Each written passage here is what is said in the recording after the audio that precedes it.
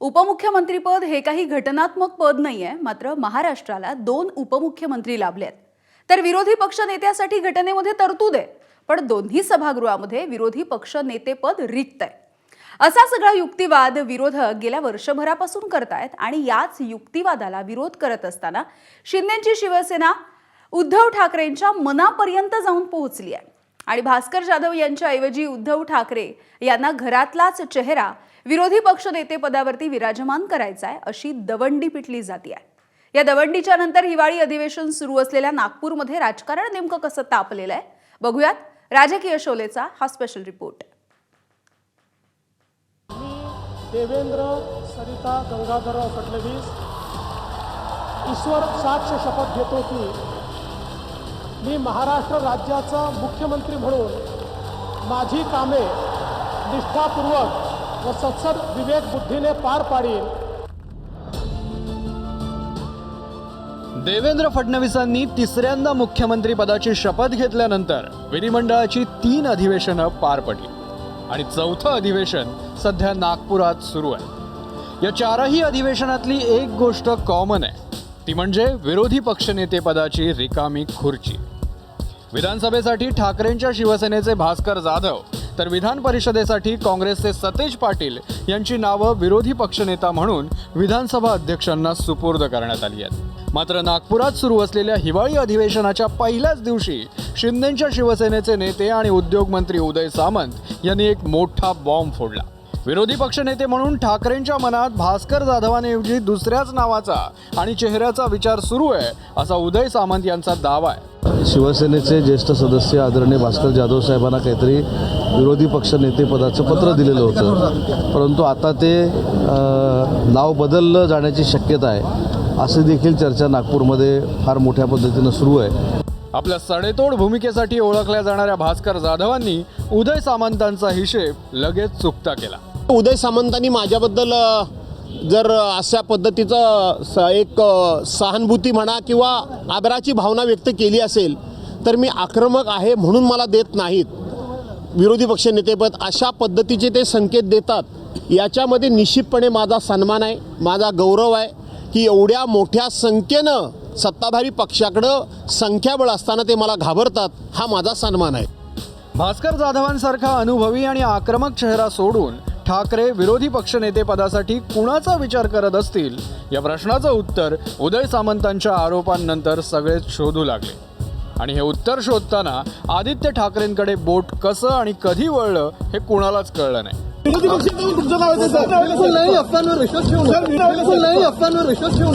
आता विरोधी पक्षनेता म्हणून उद्धव ठाकरेंच्या मनात नेमकं कोणतं नाव आहे हे त्यांनाच ठाऊक. मात्र आदित्य यांना विरोधी पक्षनेते पदाची खुर्ची मिळणार असेल तर भास्कर जाधव त्याग करायला तयार आहे.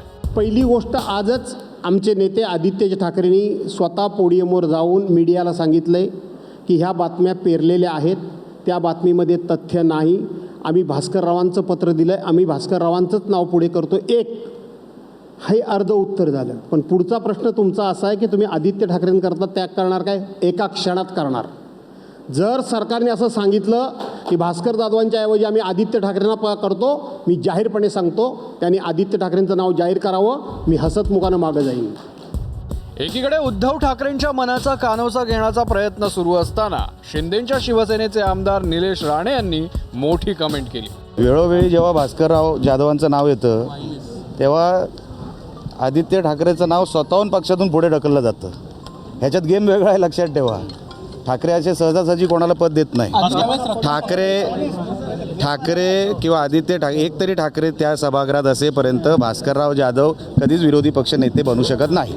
विरोधी पक्षनेतेपदी भास्कर जाधव की आदित्य ठाकरे, हा निर्णय घेण्याची संधी उद्धव ठाकरेंना तेव्हा मिळेल जेव्हा विधानसभा अध्यक्ष विरोधी पक्षनेतेपद भरण्याबाबत निर्णय घेतील.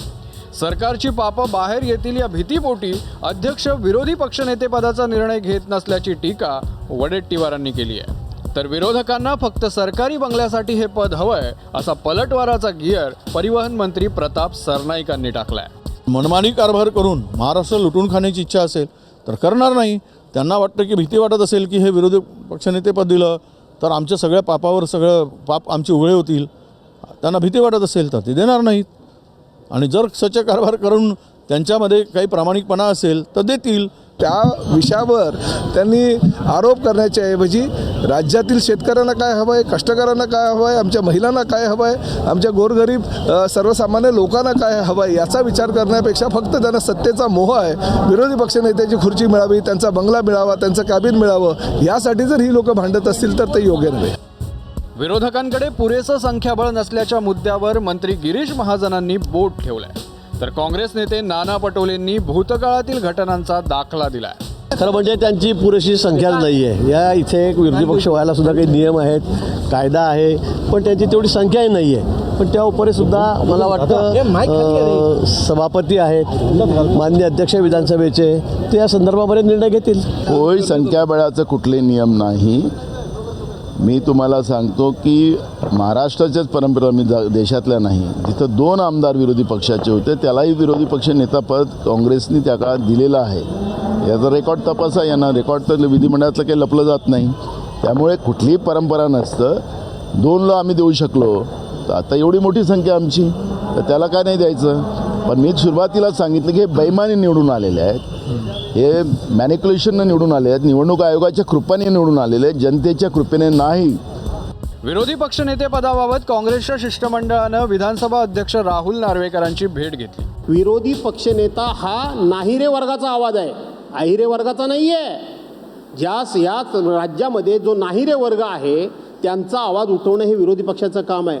जर देवेंद्र फडणवीसांनी मनामध्ये आणलं असतं तर ते विरोधी पक्षनेत्याची निवड करून घेऊ शकतात, परंतु दोघेही एकमेकाकडे टोलवत आहेत, अध्यक्ष सरकारच्याकडे आणि सरकार अध्यक्षांच्याकडे. पण आम्ही काय बोळ्यानं दूध पितो काय? इतकी वर्ष आम्ही पण विधिमंडळामध्ये काम केलेलंच आहे.